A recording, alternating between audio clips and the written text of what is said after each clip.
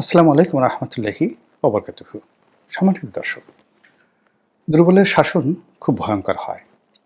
শাসক দুর্বল হলে তার মধ্যে মুনাফিকই প্রবল আকার ধারণ করে এবং তিনি নিজে আকণ্ঠ দুর্নীতিতে জড়িয়ে পড়েন। তার নৈতিক শক্তি থাকে না এবং তার শাসন আমলে দুর্নীতি রীতিমতো প্রাতিষ্ঠানিক রূপ লাভ করে। যে বক্তব্য দিয়েছেন মোহাম্মদ সক্রেটিস যে এমন একটা সময় আসবে যখন দুর্নীতিবাজরা উল্লাস নৃত্য করবে, যখন সবচেয়ে মূর্খ যে লোকটি সেটি ক্ষমতার চেয়ারে বসে থাকবে, জ্ঞানীরা বা পণ্ডিতেরা তাদের পাণ্ডিত্যের জন্য অনুশোচনা করবে। তো এই যে মোহাম্মদ সক্রেটিস, সেই বক্তব্যটি এখন কোন পর্যায়ে আছে বাংলাদেশের জন্য, আমেরিকার জন্য, ভারতের জন্য, সেটি নিয়ে আপনারা চিন্তা ভাবনা করুন। এই বিষয় নিয়ে আমি কোনো কথা বলতে চাই না, বা আজকে যে প্রসঙ্গটি নিয়ে আলোচনা করব সেই প্রসঙ্গের সঙ্গে শেখ হাসিনার, খালেদা জিয়ার, তারেক জিয়ার, ডক্টর শফিকের বা ডক্টর মোহাম্মদ ইউনূসের আদৌ কোনো সম্পর্ক আছে কি আছে না, এটা নিয়ে আমার কোনো ইন্ডিকেশন নাই, চিন্তাই নাই। আমি কেবলমাত্র একটা ভাব সম্প্রসারণ করার জন্য যে বিষয়টি নিয়ে আলোচনা করব, দুর্বলের শাসন খুব ভয়ঙ্কর হয়, এটার ঐতিহাসিক প্রেক্ষাপট বর্ণনা করব, যাতে করে আপনারা বুঝবেন যে শক্তিশালী মানুষ ক্ষমতায় বসলে কি হয় আর দুর্বল মানুষ ক্ষমতায় বসলে কি হয়। প্রথমে শক্তিশালী মানুষের সম্পর্কে বলে নিই। বেশি দূরে যাওয়ার দরকার নেই। আমাদের ভারতের দুজন শক্তিশালী শাসক ছিলেন, গিয়াসউদ্দিন বলবন আর সম্রাট আলাউদ্দিন খিলজি। গিয়াসউদ্দিন বলবন তিনি ২০ বছর ছিলেন প্রধানমন্ত্রী আর ২০ বছর ছিলেন সুলতান। আর তার আগে, অর্থাৎ প্রধানমন্ত্রী হওয়ার আগে, ইলতুৎমিশের জমানায় তিনি ছিলেন যে রাজকীয় গার্ড রেজিমেন্ট রয়েছে, এখন বাংলাদেশে যেভাবে এসএসএফ আছে, এই রাজকীয় গার্ড যে আছে, প্রাসাদরক্ষী, সম্রাটের দেহরক্ষী, সেই বাহিনীর প্রধান। এখন বাংলাদেশে ধরেন এসএসএফের একজন মেজর বা পিজিআরের একজন কর্নেল বা এসএসএফের যিনি প্রধান রয়েছেন একজন মেজর জেনারেল, তাদের দাপটে আপনারা তটস্থ থাকেন না। এমনকি যিনি এসএসএফের প্রধান হন, পুরো সেনাবাহিনীর মধ্যে তার একটা কর্তৃত্ব থাকে। এই মুহূর্তে যিনি এসএসএফের প্রধান আছেন, নিঃসন্দেহে তার ক্ষমতা কোনো অংশে কম নয়, বা ডিজিএফের প্রধান যিনি আছেন তার ক্ষমতা কোনো অংশে কম নয়। তো আমি গিয়াসউদ্দিন বলবনের কথা যখন বলছি, তখন দিল্লির সুলতান ছিলেন ইলতুৎমিশ, এবং ইলতুৎমিশ যখন সুলতান ছিলেন তখন গ্রেটার ভারত, আজকে যে ভারতবর্ষ তার বেশিরভাগ অংশ, আজকে যে পাকিস্তান, লাহোর, সিন্ধু বেশিরভাগ অংশ, আফগানিস্তানের বিরাট অংশ, এবং এই বাংলা ইলতুৎমিশের অধীন ছিল। তো বুঝেন সেই ইলতুৎমিশের এসএসএফ কত বড় ছিল। সেই এসএসএফের প্রধান ছিলেন গিয়াসউদ্দিন বলবন। তার সারাটা জীবন তিনি সৎ ছিলেন এবং খুব কঠোর ছিলেন। এতটা কঠোর ছিলেন যে তিনি যখন সুলতান ছিলেন, কোনো আমির উমরা মানে কোনো মন্ত্রী মিনিস্টারকে তিনি যদি ডাকতেন, ধমক দিতেন, চোখ গরম করতেন, তার চোখের দিকে তাকিয়ে অনেক মন্ত্রী এমপি প্রকাশ্য রাজ দরবারে প্রস্রাব করে দিতেন। ইতিহাসে লেখা আছে, পড়ে দেখুন। আলাউদ্দিন খিলজির অবস্থা একই। তিনি লেখাপড়া জানতেন না, নিরক্ষর ছিলেন, কিন্তু তার যে বীরত্ব, তিনি সেই মঙ্গল বাহিনীকে একাধিকবার ঠেকিয়ে দিয়েছেন। সমস্ত ভারতবর্ষের যে কোর্স অফ অ্যাকশন তিনি পরিবর্তন করে ফেলেছেন।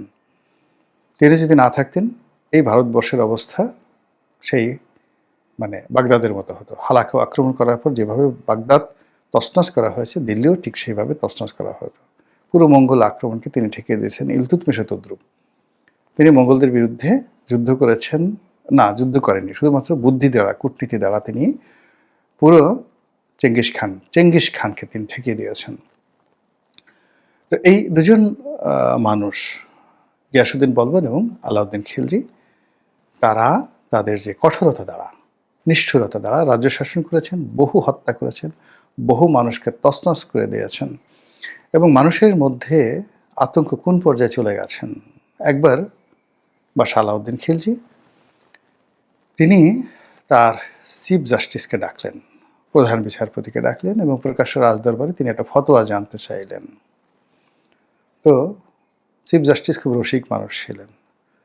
তিনি আলাউদ্দিন খিলজির ইত্তেলা পেয়ে আর রাজদরবারে এলেন। তারপর বিষয়টি শুনলেন। তারপর তিনি বললেন যে জাহাপনা, অনুমতি দিলে এই বিষয়ে আমার বক্তব্য দেওয়ার আগে আমি কিছু একটি বাক্য উচ্চারণ করতে চাই। তো বলছে বলুন। তো চিফ জাস্টিস বললেন যে মনে হচ্ছে যে আজরাইল আমার ঘাড়ের কাছে এসে গেছে। আমি টের পাচ্ছি যে আজরাইল আমার ঘাড়ের কাছে এসে গেছে, আমার মৃত্যু খুব সন্নিকটে। তো এই কথা শুনে বাদশাহ হেসে দিলেন। বলে কেন আপনার এটা মনে হচ্ছে? বলে এমন একটা জটিল বিষয় আপনি আমাকে ডেকেছেন, আমি যদি কথা বলি, মিথ্যা কথা বলি, তাহলে কিয়ামতের দিন আল্লাহ আমার হলকম চেপে ধরবেন। আর যদি সত্য কথা বলি তাহলে আপনি এই মুহূর্তে আমাকে মৃত্যুদণ্ড দেবেন। এখন আমার কি করা উচিত আপনি আমাকে বলে দেন। আজরাইল বসে আছে। তখন বাদশাহ হেসে দিলেন।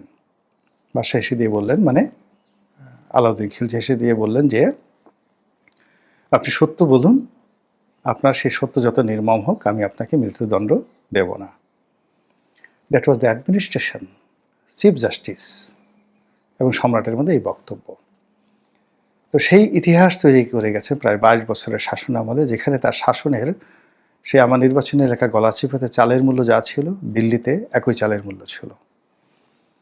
দুধ, চিনি, আটা, ময়দা একই মূল্যে বিক্রি হতো। তার রাজ্যের সর্ব জায়গাতে এক চুল এদিক ওদিক হতো না। মাপে কেউ কম দিবে কল্পনাই করা যেত না।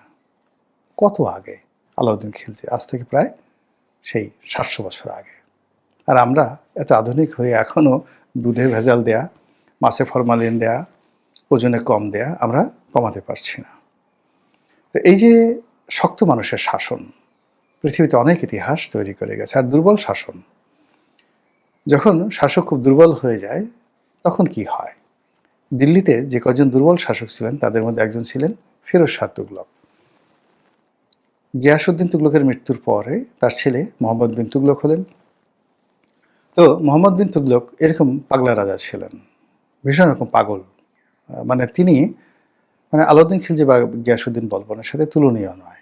এক অদ্ভুত শাসন ব্যবস্থা তিনি উপহার দিয়েছিলেন।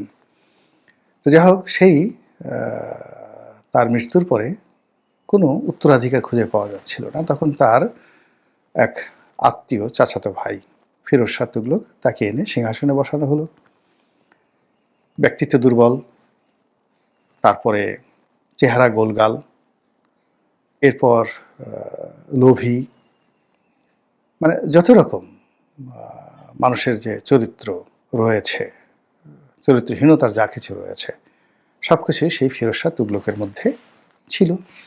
তো ফিরোজ শাহ তুগলক ক্ষমতায় বসার পর তিনি প্রথমে যেটা মনে করলেন সেটা হলো আমাকে ক্ষমতায় যারা বসিয়েছে তাদেরকে কুনির জানাতে হবে। তিনি রাজ্যের যত আমির উমরা তাদেরকে ডেকে আনলেন, তাদের বেতন ভাতা বৃদ্ধি করে দিলেন। প্রকাশ্য রাজদরবারে বারবার বললেন যে এরাই আমার নিয়োগকর্তা। যারা এই সকল নিয়োগকর্তার বিরুদ্ধে, তুর্কি আমির উমরাদের বিরুদ্ধে কথা বলবে তারা আমার শত্রু, তাদেরকে আমি মেরে ফেলব। ফলে কি হলো? পুরো রাজ্যে শুরু হলো বিশৃঙ্খলা। আজকে আমরা যে মবের দেখছি, এই মব ফিরোজ শাহ তুগলকের জামানাতে শুরু হয়েছিল। আমরা যে তুগলকি কাণ্ড বলি সেটা ব্যক্তি তুগলকি কাণ্ড হলো বাদশাহ, যাকে বলা হয় সুলতান গিয়াসউদ্দিন তুগলকের কর্মকাণ্ডকে বলা হয় তুগলকি কাণ্ড। আর রাষ্ট্রে যদি তুগলকি কাণ্ড ঘটে সেটি হলো ফিরোজ শাহ তুগলকের ঘটনা। তিনি সুন্দরী রমণী পেতে চান, এই জন্য তিনি নিজে ঘুষ দেওয়া শুরু করলেন। সম্রাট নিজে বা সুলতান নিজে কার ঘরে সুন্দরী রমণী আছে সেই খোঁজখবর নেওয়ার জন্য বিভিন্ন রাজপ্রাসাদের বিভিন্ন মহলের যারা পাইক পেদা রয়েছে তাদেরকে তিনি ঘুষ দিতেন।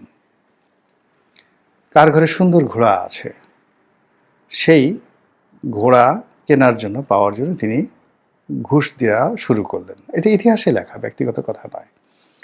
তো তিনি একবার কি করলেন, যেটি ইতিহাসে লিখেছে, সেটা হল তার একজন মন্ত্রী বা সেনাপতি, তার একটি অসাধারণ সুন্দর ঘোড়া ছিল। সেই ঘোড়াটা তার খুব পছন্দ হলো।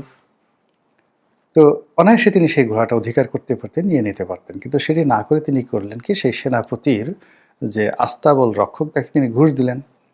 সেই আস্তাবল রক্ষক সেই ঘোড়াটাকে পাগল বানিয়ে ফেলল বা অসুস্থ বানিয়ে ফেলল, বা সেই ঘোড়া সম্পর্কে সেই তার মালিকের মন বিষিয়ে ফেলল।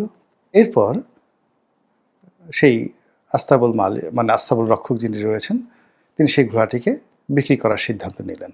সেনাপতি সেটাকে ছেড়ে দিল, আর সম্রাট সেটাকে কিনে নিল। এই ছিল ফিরোজ শাহ তুগলকের দুর্নীতির আর চরিত্রহীনতার, দুর্বল ব্যক্তিত্বের লক্ষণ, যা কিনা পুরো রাষ্ট্রকে একটা মবের রাজ্য বানিয়ে দিয়েছিল। তো এই হলো মানে যাকে বলা হয় যখন একটা শাসক খুব দুর্বল হন।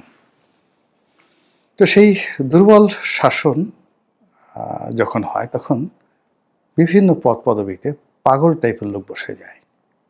মন্ত্রী পাগল হয়, এমপি পাগল হয়ে যায়, তারপরে সেনাপতি পাগল হয়ে যায়। রীতিমতো চারিদিকে একটা পাগলামি। এবং যখন এই ধরনের পাগলামি হয়, শাসকরা যখন পাগল হয়ে যায়, তখন সেখানে দক্ষিণপন্থা খুব জেগে যায়। মানে ধর্মবিশ্বাস, যে কোনো ধর্মবিশ্বাস, এটি প্রবল আকার ধারণ করে। যেমন ধরেন গিয়াসউদ্দিন তুগলক যখন ক্ষমতায় ছিলেন, তখন তার ছেলে মোহাম্মদ বিন তুগলক, যার ডাকনাম ছিলেন জুনা খান, তো তিনি পাগলামি করতেন। কেমন পাগল ছিলেন, তিনি একবার নিজামুদ্দিন আউলিয়ার দরবারে গিয়ে বসে থাকতেন, আবার ঘুরে বেড়াতেন খালি গায়ে বিভিন্ন জায়গাতে। আবার তিনি যখন খলিফা হলেন, বা তিনি যখন শাসক হলেন, তখন বাগদাদ থেকে একজন লোক এলো, যিনি কিনা সর্বশেষ যে উচ্ছেদকৃত শাসক খলিফা মুনতাসিম বিল্লাহ, তার দুঃসম্পর্কের আত্মীয়। এখন বাগদাদের খলিফার বংশধর, মানে যাদের রক্ত পবিত্র, যারা কিনা বেহেশতের সার্টিফিকেট দেন, বেহেশতের টিকিট দেন, ওই জমানাতে মধ্যযুগে এটাই ছিল যে বাগদাদের খলিফারা জাস্ট একটা সার্টিফিকেট ইস্যু করে দিতেন, এবং ওটা মাথায় নিয়ে পৃথিবীর তাবৎ শাসকরা নিজেদেরকে সেই আল্লাহর প্রতিভু, আল্লাহর খলিফা হিসেবে নিজেদেরকে মনে করতেন। তো এরকম একজন পবিত্র মানুষ রাজ্যে আসছে, এবং এটা নিয়ে তিনি যে পাগলামি করেছেন, ইবনে বতুতার বইতে আপনি পড়ে দেখেন কি ধরনের পাগলামি, হাসতে হাসতে আপনি মরে যাবেন। এবং ইবনে বতুতা বেশ কিছুদিন মোহাম্মদ বিন তুগলকের আন্ডারে তিনি দিল্লির চিফ জাস্টিস ছিলেন। তো কাজে তিনি যে বর্ণনা করেছেন, সেই বর্ণনার একটি অংশটা হলো যে যখন তিনি জানলেন, তখন তার সঙ্গে দেখা করার জন্য তিনি পায়ের জুতো খুলে ফেললেন, এবং তিনি যেই জায়গাটাতে দাঁড়িয়েছিলেন সেই জায়গাটাতে তিনি চিন্তা করলেন যে এই লোকের কাছে তার হেঁটে হেঁটে দিয়ে যাওয়া বেয়াদবি হবে। তখন তিনি হাঁটুর উপর ভর করে মাথা নুয়ে তিনি সেই পশু যেভাবে এগুতে থাকে ওইভাবে তিনি এগুতে থাকলেন। চার পেয়ে প্রাণীর মতো তিনি সেই বাগদাদ থেকে আগত খলিফা মুনতাসিম বিল্লার দুঃসম্পর্কের আত্মীয় তার কাছে গেলেন। তার জন্য তার নিজের যে প্রাসাদ, সবচেয়ে অভিজাত যে প্রাসাদ, সেই প্রাসাদটা ছেড়ে দিলেন, এবং তার নিজের জন্য যে সকল বিত্তবিলাস বৈভব ছিল, তার চেয়ে অনেক বেশি সুযোগ সুবিধা তিনি আয়োজন করলেন। ফলে পুরো রাজ্য রীতিমতো একটা পাগলের কারখানা গড়ে উঠল। এবং এই সুযোগে যে ধর্মীয় উগ্রবাদ ভারতবর্ষে চালু হলো, সেই উগ্রবাদের বিষ বাষ্প একেবারে সম্রাট জাহাঙ্গীরের জামানা পর্যন্ত মুঘল সাম্রাজ্যকে তছনছ করে ছেড়ে দিয়েছে। ওই সময় সেই উগ্রবাদ, মানে সুলতান মোহাম্মদ বিন তুগলকের সময়ের যে দক্ষিণ পন্থার উদ্ভব হয়েছিল, সেটার বিস্তার একেবারে জাহাঙ্গীরের জমানা পর্যন্ত ছিল। পরবর্তীতে নূরজাহান যখন প্রভাবশালী হয়ে পড়ে, তখন এটা ধীরে ধীরে কমতে থাকে, এবং আওরঙ্গজেবের সময়টাতে এটা একটা নিউট্রাল পর্যায়ে চলে আসে। যেভাবে ইংল্যান্ডে খুব চার্চ শক্তিশালী হয়েছিল, মানে রাজা যদি শুল্ক আরোপ যেভাবে করতে পারত, ঠিক সেইভাবে রাষ্ট্রীয় সকল কর্মে খ্রিস্টানদের যে ধর্মগুরু যারা ছিলেন, পোপ, তার ক্ষমতা অনেক অনেক বেশি ছিল। পোপ ইচ্ছা করলে অনেক রাজাকে মৃত্যুদণ্ড দিয়ে দিতে পারতেন। তো এরকম ভারতবর্ষ কিন্তু সেই উগ্রবাদ, ইসলামী উগ্রবাদ, ধর্মবাদ মারাত্মকভাবে বৃদ্ধি পেয়েছিল এরকম দুর্বল শাসনের অধীনে, পাগলা রাজাকার অধীনে। তো যখনই এরকম দেখবেন যে কোনো একটা দেশে মানুষ বস্তুর সাথে অবস্তুগত বিষয় বেশি পছন্দ করে, তারপর কামনা, বাসনা, স্বপ্ন, এই তিনটি জিনিস মানুষের যে পার্থিব বিষয়, পরিশ্রম, অর্থ, বৃত্ত, ব্যবসা বাণিজ্য, এইগুলোর চাইতে প্রেম, ভালোবাসা, বিশ্বাস, ধর্মাচরণ, এই জিনিসগুলো মানুষের জন্য মুখ্য হয়ে যায়। তারা মনে করে এর মধ্যেই তাদের মুক্তি। ধরে নেবেন যে সেখানে দুর্বল শাসন চলছে। এবং যখন ধর্মগুরুরা সেটা বৌদ্ধ হোক, খ্রিস্টান হোক, হিন্দু হোক, ইহুদি হোক, তারা সিংহাসনের প্যারালাল একটি শক্তি তৈরি করে ফেলে এবং মানুষদেরকে জমিনের পরিবর্তে আসমানের দোহাই দেয়। মানুষদেরকে জীবনে বেঁচে থাকার চাইতে মরে যাওয়ার জন্য তাদেরকে উৎসাহিত করে বেশি, এবং বাস্তব জীবনের চাইতে মরে যাওয়ার পরে যে জীবন, এই জীবনটাকে গুরুত্ব এমনভাবে দেওয়া হয় যেন মানুষ কাজকর্ম বাদ দিয়ে সারাক্ষণ শুধু তসবিহ নিয়ে হায় আল্লাহ, হু আল্লাহ, এ সকল কথা বলে তারা বেশি শান্তি পায়। এরকম একটা প্রচারণা চলতে থাকে। অথচ প্রায় সকল ধর্মে বাস্তববাদী হওয়ার যে বিধান রয়েছে, কাজ করার যে বিধান রয়েছে, নিজের পেটে যা কিছু ঢুকানো হয় বা নিজের মুখের মধ্যে যা কিছু ঢুকানো হয়, ওটা আপনাকে পরিশ্রম করে উপার্জন করতে হবে। এগুলো মানে কারো দান, কারো দয়া, কারো দাক্ষিণ্য, কারো লুটপাট, কারো টোল, চাঁদাবাজি, সেটা মানে ভেস্তের টিকিট বিক্রি করে হোক বা ওই